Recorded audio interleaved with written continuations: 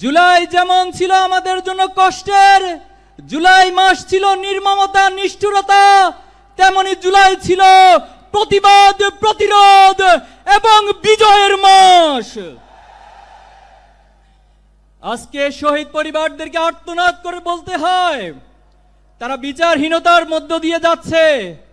তারা জুলাইয়ের আকাঙ্ক্ষার যে প্রত্যাশা ছিল, এখনো শহীদ পরিবার তা পাচ্ছে না।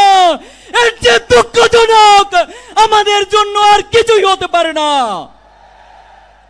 অন্তর্বর্তী সরকারকে বলতে চাই, আপনারা স্বাভাবিক কোন প্রক্রিয়ায় ক্ষমতায় বসেন নাই।